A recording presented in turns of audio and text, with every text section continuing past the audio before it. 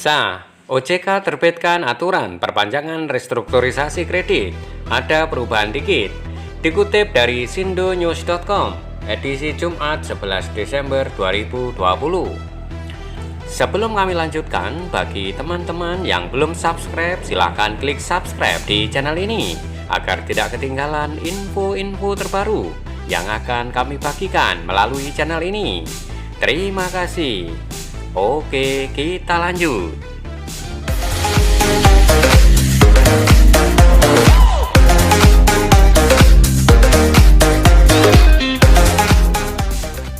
Otoritas Jasa Keuangan atau OJK menerbitkan POJK nomor 48-POJK-03-2020 tentang perubahan atas peraturan Otoritas Jasa Keuangan.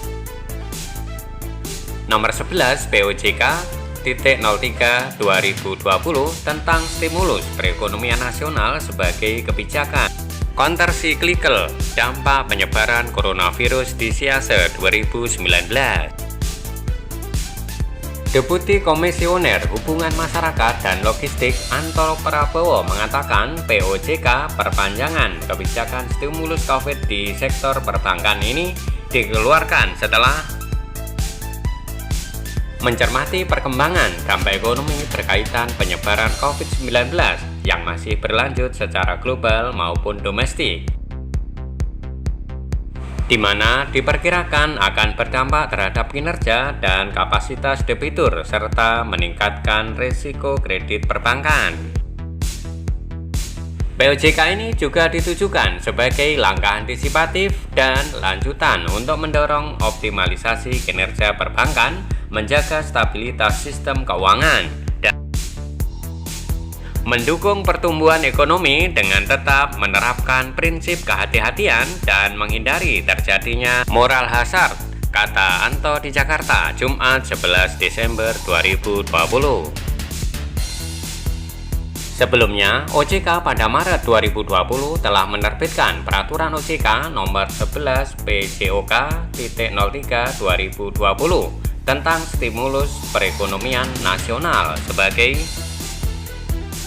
kebijakan counter-cyclical dampak penyebaran coronavirus di SIASE 2019 atau POJK stimulus COVID-19 yang berlaku sampai dengan 31 Maret 2021. Sebagai quick response dan forward-looking policy atas dampak penyebaran COVID-19, dengan terbitnya POJK 48-POJK-03-2020, maka kebijakan stimulus ini akan berlaku sampai dengan tanggal 31 Maret 2022. Hingga 9 November 2020, realisasi restrukturisasi kredit sudah mencapai 936 triliun rupiah yang diberikan kepada 7,5 juta debitur. Jumlah itu terdiri dari debitur UMKM sebanyak 5,8 juta debitur dengan nilai restrukturisasi sebesar 371,1 triliun rupiah dan 1,7 juta debitur non-UMKM senilai 564,9 triliun rupiah. Pokok-pokok pengaturan dalam POJK stimulus COVID-19 berupa kebijakan relaksasi bagi debitur yang terkena dampak COVID-19 masih tetap berlaku. Antara lain mencakup penilaian kualitas kredit atau pembiayaan hanya berdasarkan ketepatan pembayaran pokok dan atau bunga untuk kredit atau pembiayaan sampai dengan 10 miliar rupiah.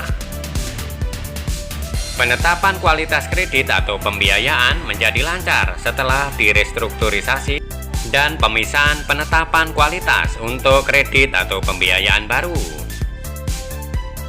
Adapun dalam POJK perubahan atas POJK stimulus COVID-19 ini terdapat penyelesaian pengaturan untuk memastikan penerapan manajemen risiko dan prinsip kehati-hatian bagi bank dalam menerapkan kebijakan tersebut, serta kebijakan terkait dengan permodalan dan likuiditas bank. Penyesuaian pengaturan antara lain juga meliputi bank wajib menerapkan manajemen risiko, antara lain memiliki pedoman untuk menetapkan debitur yang terkena dampak, melakukan penilaian terhadap debitur yang mampu terus bertahan dari dampak COVID-19 dan masih memiliki prospek usaha, lalu membentuk cadangan untuk debitur yang dinilai tidak lagi mampu bertahan setelah dilakukan restrukturisasi kredit atau pembiayaan. Ditambah mempertimbangkan ketahanan modal dengan memperhitungkan tambahan pembentukan cadangan untuk mengantisipasi potensi penurunan kualitas kredit atau pembiayaan. Restrukturisasi dalam hal bank akan melakukan pembagian dividen dan atau